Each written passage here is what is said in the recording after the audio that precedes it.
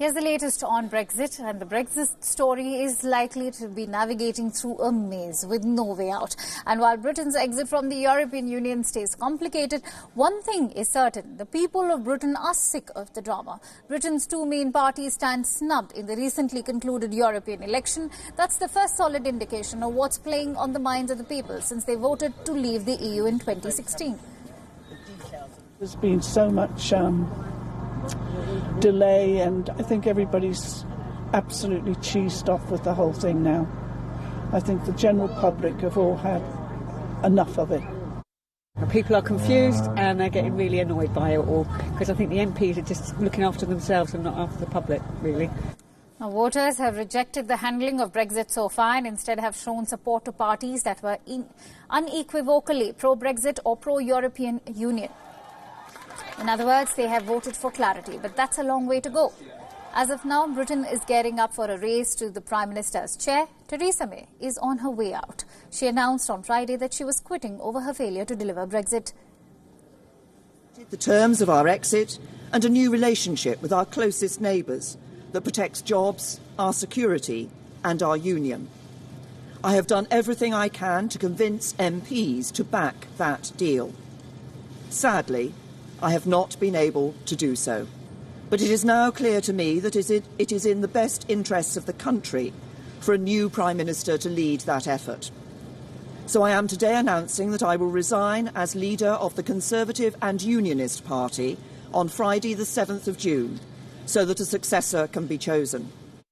So who replaces Theresa May? That question hangs. A crowded contest is in store. 8 candidates have so far thrown their hat in the ring with a common promise to succeed where May failed. Former Foreign Secretary Boris Johnson is emerging as a favourite. He was one of the most prominent figures of the Brexit campaign in the year 2016.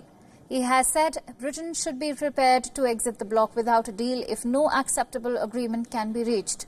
Former Brexit Secretary Dominic Raab is emerging as another strong contender. Home Secretary Sajid Javid is the latest Conservative to jump into the race. I'm standing to be leader of the Conservative and Unionist Party and the next Prime Minister. My message is simple. It's time to rebuild trust, to find unity and to create new opportunities for our country.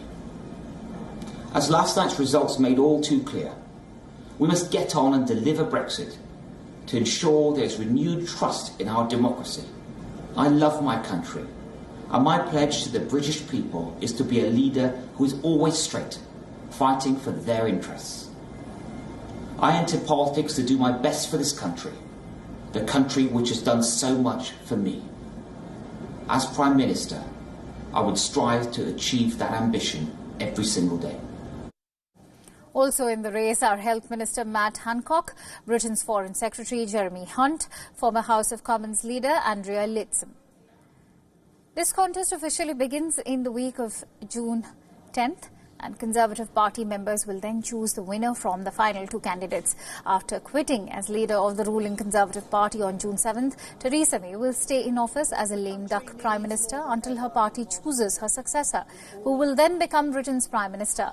But May's exit does not solve anything. It only adds to the chaos. A successor will still have the uphill task of negotiating UK's exit from the EU. And the EU might not be keen on reopening the terms of the withdrawal agreement.